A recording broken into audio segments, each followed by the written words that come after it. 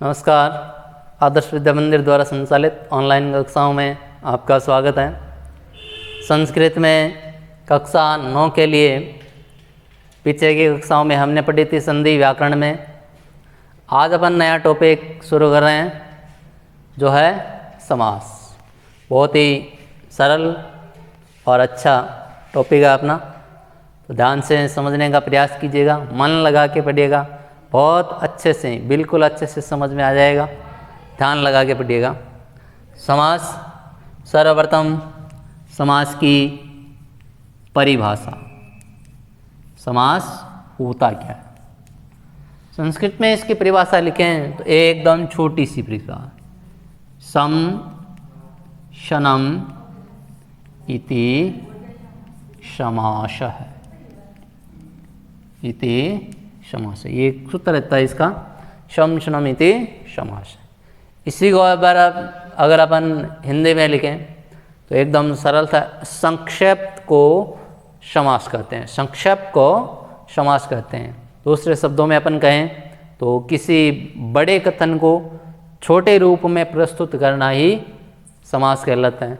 और अगर अपन साधारण अपनी भाषा में लिखें तो दो या दो से अधिक शब्दों के मेल को समास कहते हैं। तो ये होती है समास की परिभाषा। इसमें आगे लिख सकते हैं अर्थार्थ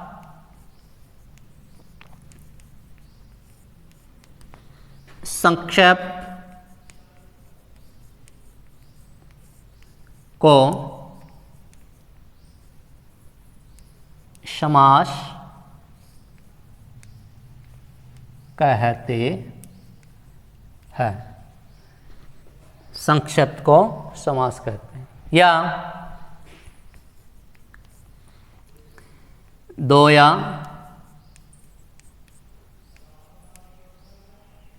वो भी इसके अलावा दूसरी ओर लिख सकते हैं अपन, या किसी बड़े कथन को छोटे रूप में, बड़े कथन को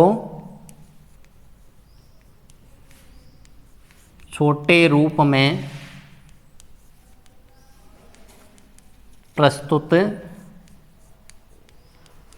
करना ही समास कहलाता है। तो यह हुई समास की परिभाषा। सम शनमिति समास है, अर्थात संक्षिप्त को समास कहते हैं। या दूसरे शब्दों में अपन कहें तो किसी बड़े कथन को छोटे रूप में प्रस्तुत करना ही समास कहलाता है।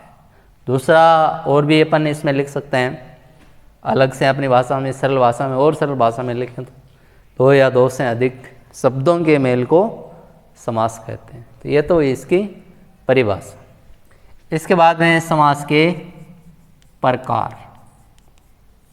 समास के प्रकार। संस्कृत व्याकरण में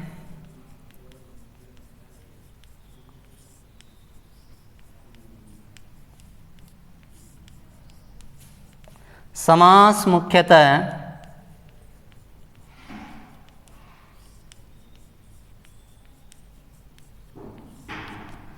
5 प्रकार का होता है। 5 प्रकार का होता है। देखिए वो 5 प्रकार कौन कौन से हैं।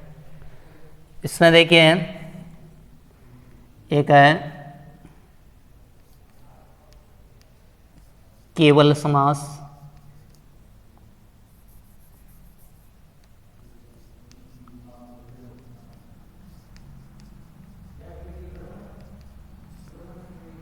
दूसरा है अव्ययीभाव समास,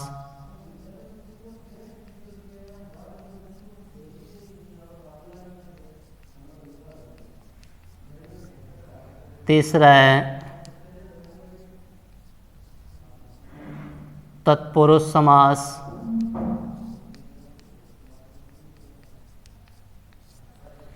और चौथा है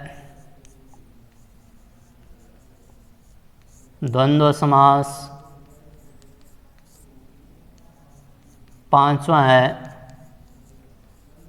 बहुव्रीहि समास।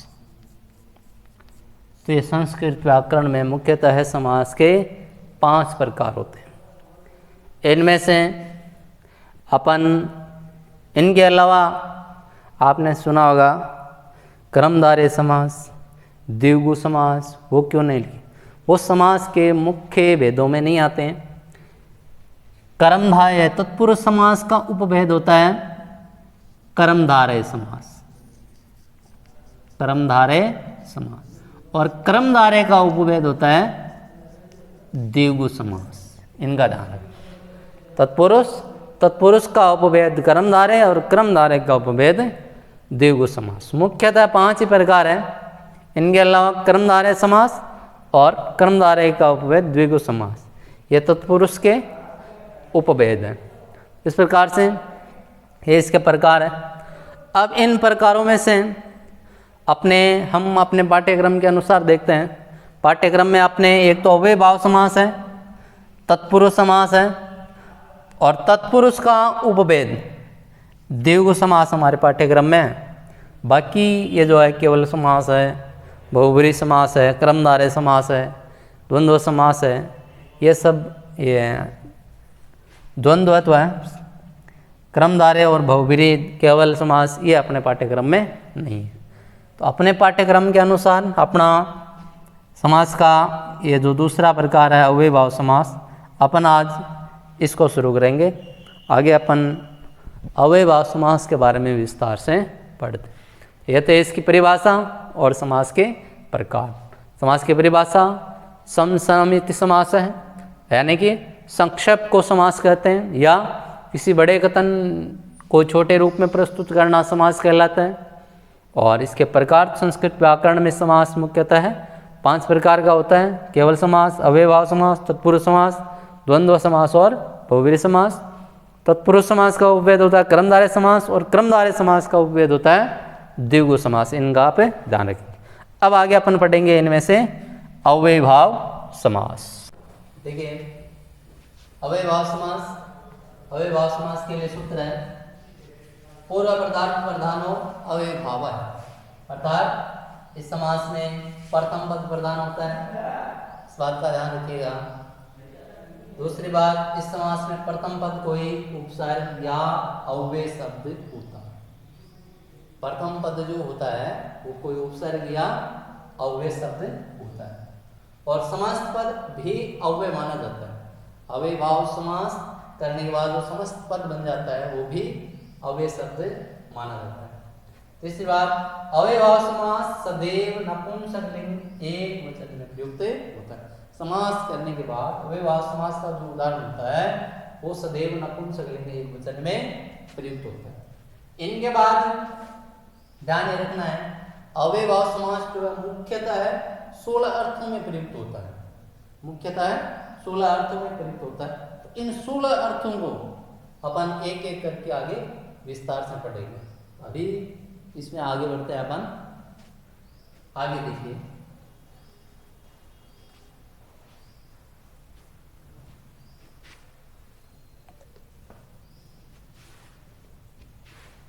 यहां से लिखेंगे अव्ययभाव समास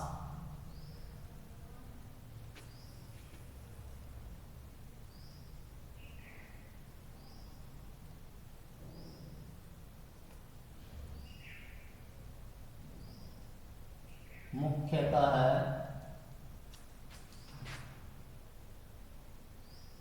16 अर्थों में प्रयुक्त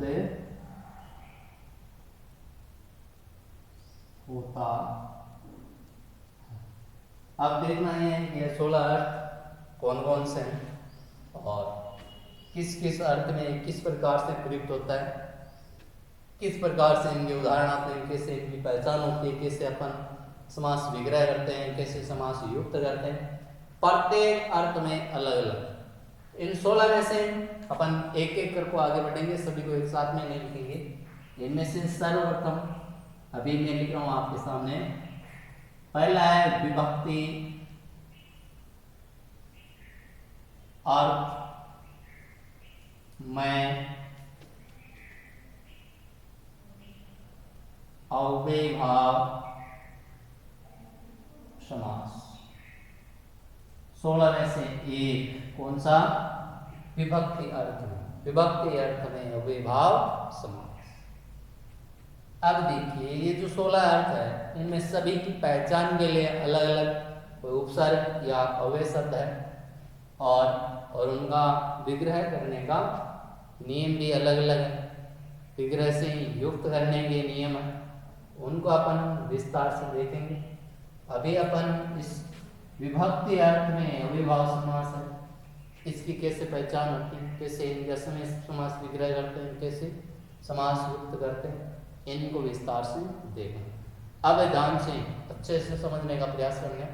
परीक्षा की दृष्टि से यहाँ से आगे का इम्पोर्टेंट, क्योंकि परीक्षा में ज़्यादातर जो उदाहरण पूछे जाते हैं या तो किसी उदाहरण का समास विग्रह कर समास का नाम पूछा जाएगा या समास से युक्त कर समास का नाम पूछा जाएगा, ज़्यादातर उदाहरण यही आते हैं। तो यहाँ से आगे जो है इम्पोर्टेंट है, इनका ध्यान रखिएगा। अब पीछे हमने लिखा परिभाषा प्रकार बहुत कम परीक्षा में पूछे जाते हैं, यहाँ से आगे के वो ध्यान में रखेंगे आप विभक्ति अर्थ में। अब देखिए हमें क्या पता चलेगा, कोई भी उदाहरण आएगा, जैसे मान लीजिए मैंने लिख दिया कोई भी उदाहरण आएगा तो हमें क्या पता चलेगा कि विभक्ति अर्थ में, और फिर अपन कैसे उनका विग्रह करेंगे, इनका अच्छे से ध्यान रखना। इनके लिए पहचान होती है, देखिए पहचान इस अर्थ में अधिक उपसर्ग, इस अर्थ में अधिक उपसर्ग प्रयुक्त होता है। इस उदाहरण में इस अर्थ में अधिक उपसर्ग प्रयुक्त होता है। जैसे उदाहरण लिखा मैंने अधिरामम, अधिराम।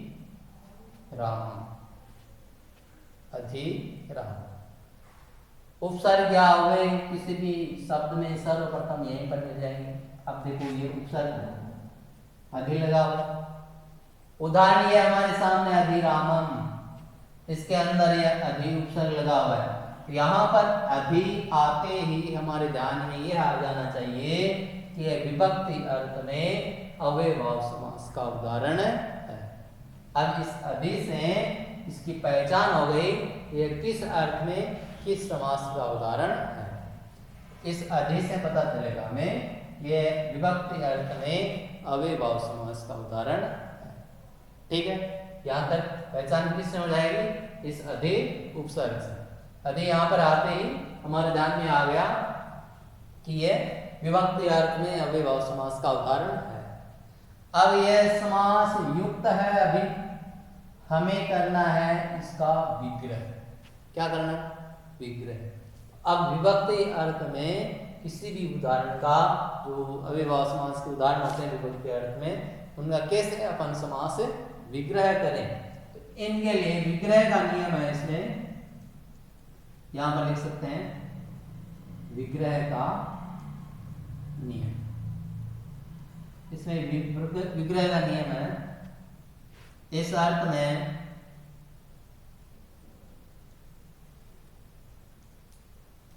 समास विग्रह करते समय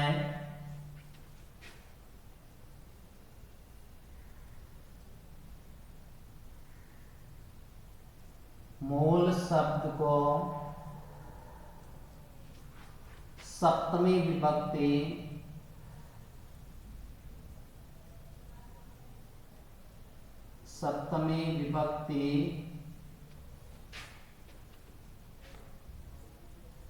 एक वचन में लिखकर आगे इति शब्द लिखा जाता है। इसका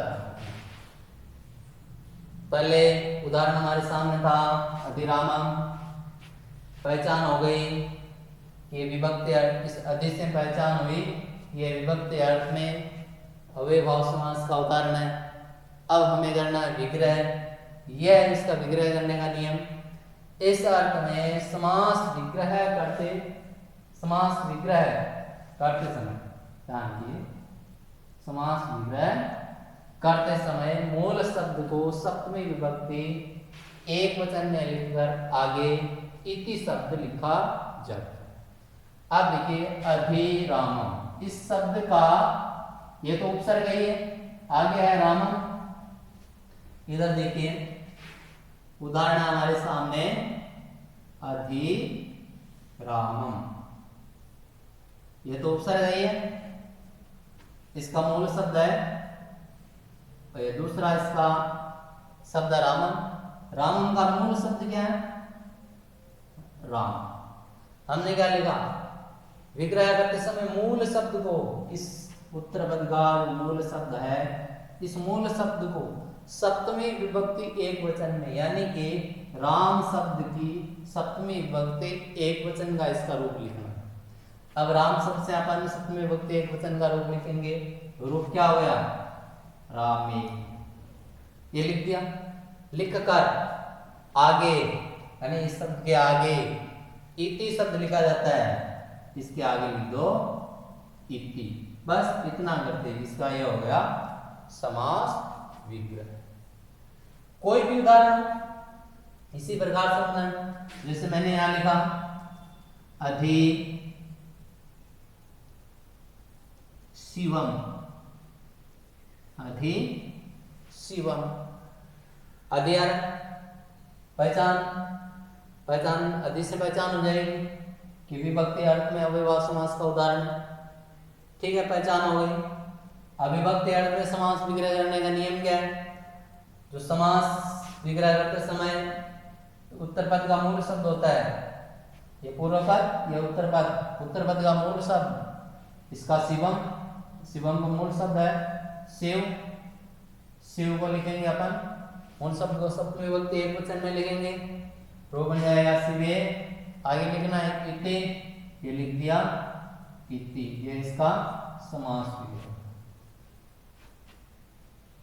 उत्तर पद का जो मूल शब्द होता है उसको सप्तमी विभक्ति एक वचन में लिखा जाता है, उत्तर पद के मूल शब्द को, इसका ध्यान रखना। इस प्रकार से इसका ये समास युक्त से विग्रह किया जाता है, ठीक है।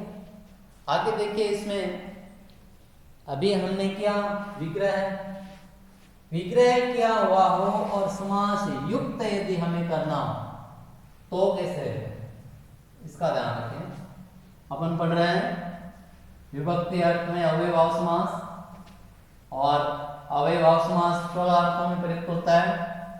उन 16 में से सर्वप्रथम हमने लिया विभक्ति अर्थ में। विभक्ति अर्थ में हमने पढ़ा, एक तो इसका पहचान के लिए उपसर्ग है, और वो उपसर्ग है अधि। किसी भी उदाहरण में अधि यदि आता है हमारे ध्यान में आना चाहिए विभक्ति अर्थ में अव्ययभाव समास का उदाहरण है, और इसका विग्रह करने का नियम है। समास विग्रह करते समय उत्तर पद का जो मूल शब्द होता है उसको सप्तमी विभक्ति एक वचन में लिखना है, और उसके आगे इति लिखना है। सो मैंने आपको पहले पूरा लिखवा दिया है, इनका ध्यान रखेंगे। अब आपको मैं बता रहा हूं अव्ययभाव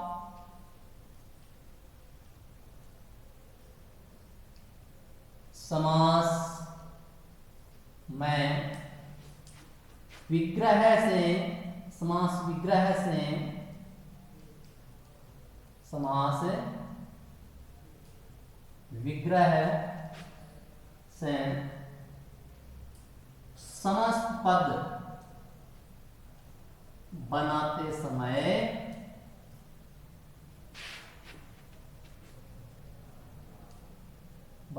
समय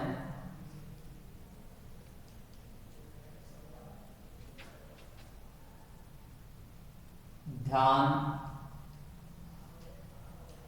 रखने योग्य बात है, इनका थोड़ा ध्यान रखना। ये जो भी मैं आपको बता रहा हूँ ये अपन ध्यान रखेंगे पूरे अव्ययभाव समास में। ये अपने 2-3 बातें इनका ध्यान रखेंगे, काम में आएगा। एक तो देखिए अकारांत या आकारांत, इनके आगे लिखना है अम। दूसरी चीज आपको इसमें ध्यान रखनी है ह्रस्व इकारांत, दीर्घ इकारांत, एकारांत और ऐकारांत। एकारांत या ऐकारांत ये स्थिति हो तो इसमें लिखना आपको अम की जगह ह्रस्व ई।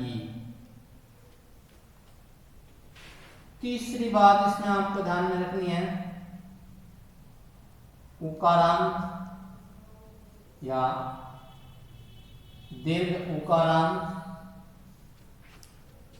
ओकारांत या औकारांत। यदि कोई उदाहरण हो तो उनमें अम की जगह लिखना है ह्रस्व उ। बस इनका ध्यान, ठीक है। अब देखिए मैं आपको एक उदाहरण करके बताता हूं। जैसे पहले आपको बताया समस्त पद से विग्रह कैसे किया जाता है, और अब बता रहा हूं विग्रह से समस्त पद बनाते हैं तो कैसे बनाते हैं, इसका ध्यान रखना। कोई भी उदाहरण है, अभी जैसे हमने हल किया था, एक तो जैसे अधिरामम हल किया था, दूसरा इसी समास का इसी अर्थ में उदाहरण है अधिहरि,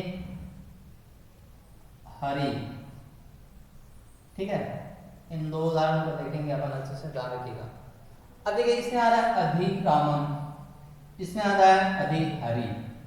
अब यही समझना है इसमें अधिरामम अम क्यों लगा, इसमें अधिहरि इसमें अम क्यों, लास्ट में अम क्यों नहीं आया, और कैसे ये बना, इनको ध्यान से देखेंगे।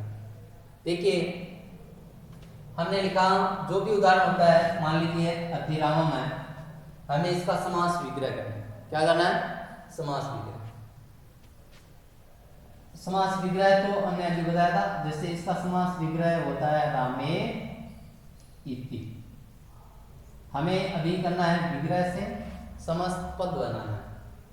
अब देखिए रामे इति, अब इसकी सर्वप्रथम तो ये जो इति आ रहा ना, इस इति से पहचान होगी कि किस अर्थ में है। इति बाद में विग्रह करते समय किस अर्थ में लगाया जाता है, विभक्ति अर्थ में लगाया। विभक्ति अर्थ में उपसर्ग कौन सा प्रयुक्त होता है, अधि होता है, अधि होता है। अब ये इति से पहचान हो गई कि इसमें उपसर्ग कौन सा आएगा, कौन सा आएगा, अधि, ठीक है। इसका काम हो गया, और इससे पहचान हो गई कि उपसर्ग कौन सा आएगा, उपसर्ग। अव्ययभाव समास में पहला पद कोई अव्यय या उपसर्ग होना है, अव्यय या उपसर्ग निकालने के लिए इससे पहचान हो गई, ये उपसर्ग आ गया आदि। अब इसमें आई, अभी ये विभक्ति युक्त है, किस विभक्ति में है, सप्तमी विभक्ति एक वचन में। हमें इसका मूल शब्द देखना है। राम है सप्तमी विभक्ति एक वचन में है, इसका मूल शब्द क्या है, राम। क्या है, राम। अब ये जो मूल शब्द है ना, इसको हमें देखना है। इसमें इसके अंत में क्या है, इसके अंत में क्या है, ए है, आ है, ई है, ई है, ए है या ऐ है, ऊ है या ओ है। इसके अंत में देखना, जो मूल शब्द है इसके अंत में देखना। अब इसके अंत में क्या है, अकारांत, अर्थात ये जो इसका मूल शब्द है ये अकारांत है। अकारांत और आकारांत होता है तो जो मूल शब्द होता है इसके साथ में अम जोड़ दिया जाता है। समझ रहे हो? ये अभी मैंने पहले वो भाषा नहीं लिखा थी। ये जो अकारांत या आकारांत होता है इसके अंत में अम जोड़ दिया जाता है। इसी प्रकार से इकारांत, इकारांत, एकारांत या ऐकारांत होता है, उसमें अम नहीं लगता है। अम की जगह है स्वर ई। कोई भी शब्द जैसे हरि शब्द है, इसके अंत में हस्व ई आ रहा है, ये दूसरा नियम लागू हो रहा है। हस्व ई आ रहा है, हस्व ई होना है, ये जू का जू रह जाएगा। यहाँ पर जैसे कोई नदी शब्द होता, अब दीर्घ ई है, दीर्घ ई है, तो अब ये दीर्घ ई इसी के अंदर आता है। इस समास युक्त विग्रह से युक्त करते समय इस दीर्घ ई को हस्व ई बना करके हस्व ई लिखा जाता है। इसी प्रकार से ओ, ओ या औ, इनमें से कोई भी हो तो हस्व ओ बनेगा। अब ये आपके समझ में आ गया होगा। अकारांत है तो इसके आगे लगेगा अम, राम के साथ अम जुड़ेगा तो ये बन जाएगा राम। तो रामे इति से अधिरामम कैसे बना? इति से पहचान हुई, उपसर्ग कौन सा आएगा? अधि। उपसर्ग आ गया। अब उत्तर पद हमें लिखना है। उत्तर पद लिखने के लिए इससे इसको देखना है, इसका मूल शब्द क्या है? राम। इसके अंत में ए या आ है तो अम लगेगा, ई या ए है तो ई लगेगा, ओ या ओ है तो उ लगेगा। इनका राम। अब इस प्रकार से कोई भी अपन निकाल सकते हैं। इस उदाहरण का समास विग्रह होगा हराओ इति।